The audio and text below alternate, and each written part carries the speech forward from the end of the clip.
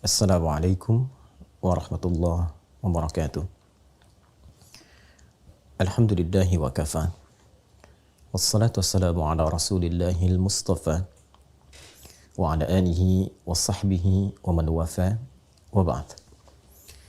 Saudara-saudariku, ada pertanyaan dari sementara jamaah tentang bagaimana memaknai Al-Quran surah ke-24 An-Nur ayat ke-26, khususnya bila dikaitkan dengan persoalan jodoh.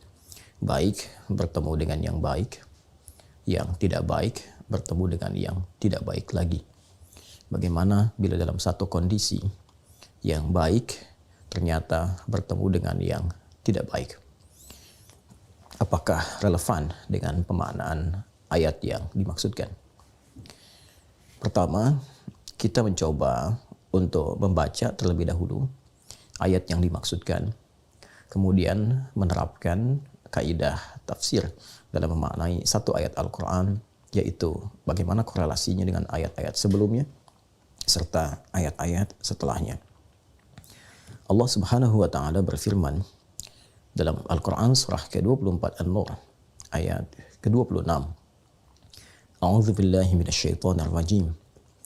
Al-khabithatu lil-khabithin wal khabithuna lil-khabithat wat-tayyibat lit-tayyibin wat-tayyibuna lit-tayyibat ulaika mubarra'una mimma yaqulun lahum maghfiratun wa rizqun karim. Ayat ini bila kita perhatikan secara seksama, termasuk dalam rangkaian ayat-ayat yang membebaskan Sayyidah Aisyah radhiyallahu taala anha dari tuduhan sementara kalangan orang-orang yang bermaksud jelek kepada beliau dan kepada keluarga Nabi pada umumnya, dengan menuduh bahwa Sayyidah Aisyah telah melakukan tindakan yang tidak pantas bersama satu dari sahabat yang mengawal Rasulullah SAW dan membantu beliau pada saat itu mencari satu perhiasan yang sempat terjatuh. Ketika tuduhan ini banyak digosipkan sehingga menjadi hoax yang menyebar di kalangan kaum muslimin pada masa itu, maka Allah Subhanahu wa taala menurunkan rangkaian pembuka di surah ke-24 surah An-Nur untuk membebaskan Sayyidah Aisyah dari tuduhan-tuduhan dan hoax yang ditujukan kepada beliau. Bahkan di ayat yang ke-11 itu sangat tegas sekali Allah memberikan ancaman bahwa orang-orang yang memproduksi hoax itu akan mendapatkan balasan yang setimpal sesuai dengan kadar hoax yang dibuatnya. Bahkan orang-orang yang menginisiasi, aktor intelektualnya, diancam oleh Al-Quran untuk mendapatkan siksaan yang lebih besar di antara orang-orang yang terlibat dalam perbuatan makar dan hoax yang dimaksudkan. Di ayat ke-26, Allah memberikan sindiran tentang bagaimana perilaku manusia yang sesungguhnya akan bersumber dari keadaan hati dan kepribadiannya. Hati yang baik akan melahirkan tindakan-tindakan yang baik. Baik ke mata melahirkan pandangan yang baik. Bila mengalir ke lisan, mengeluarkan kata-kata yang baik. Demikian bila kondisi hati itu tidak baik, maka akan melahirkan perilaku dan tindakan yang tidak mulia. Kata-kata yang kotor, yang buruk, itu dikenal juga dengan sebutan khabith.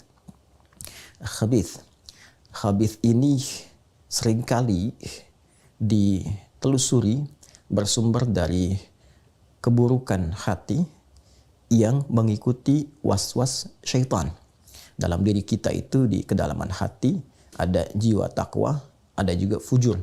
Wa nafsin wa ma sawwaha fa'alhamaha fujuraha wa taqwaha. Demikian Quran surah ke-91, surah Asy-Syams ayat ke-7 sampai 8 itu. Dan demi jiwa yang sempurna penciptaannya, maka diilhamkan di dalamnya ada jiwa takwa dan fujur. Takwa adalah sumber kebaikan. Fujur mulanya adalah katalis bagi takwa agar yang baik-baik itu cepat keluar.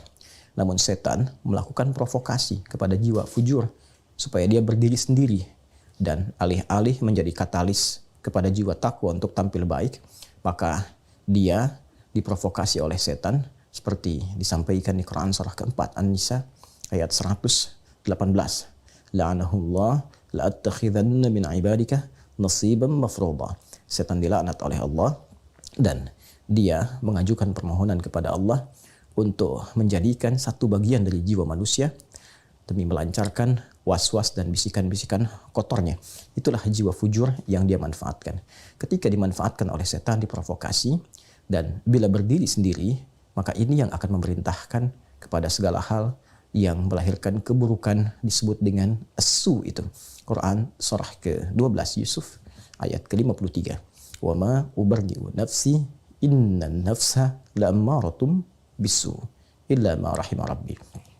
Di antara hal buruk yang setan bisikan adalah hal-hal yang melahirkan pertentangan, hal-hal yang melahirkan perselisihan, hal-hal yang menjadikan indah itu kemudian tertutupi, hal-hal yang menjadikan baik itu sirna.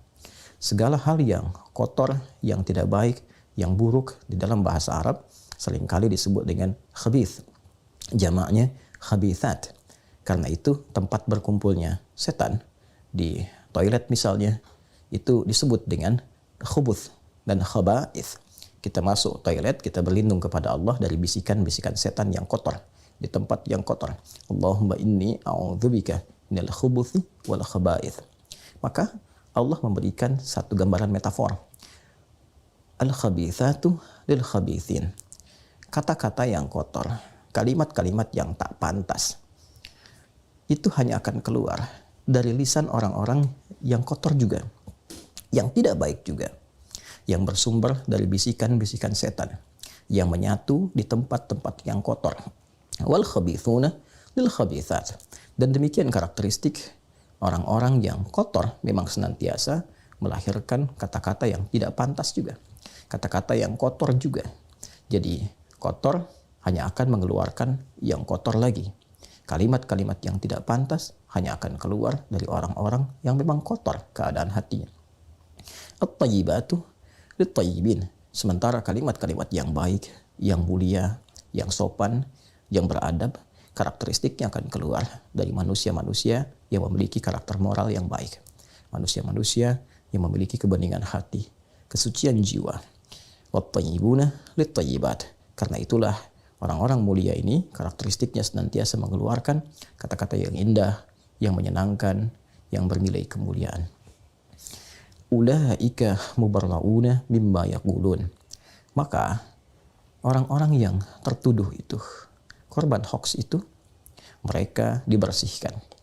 Mereka dibebaskan dari tuduhan-tuduhan yang disematkan kepada mereka yang dimaksudkan.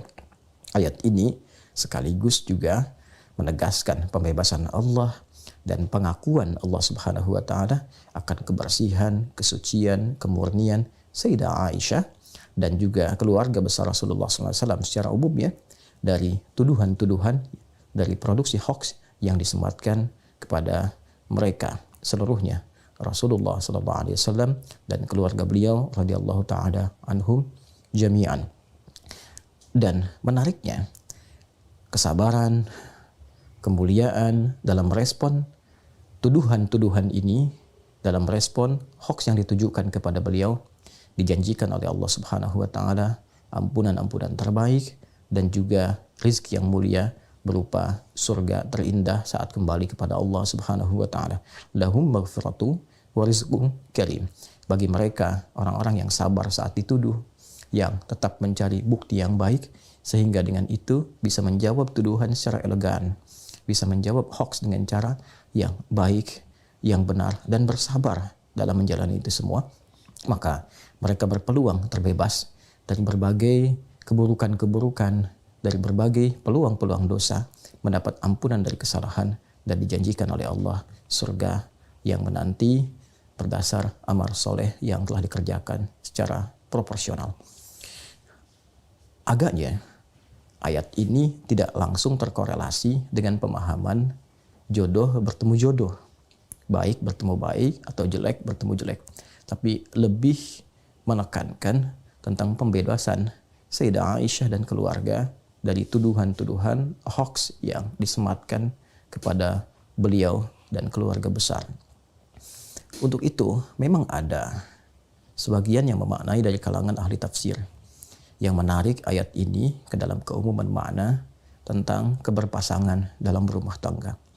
Baik bertemu dengan baik, jodoh yang jelek pun, perilaku yang tidak baik akan berjumpa dengan yang tidak baik lagi. Sekilas memang terlihat ada kebenaran dari segi penafsiran yang dimaksudkan.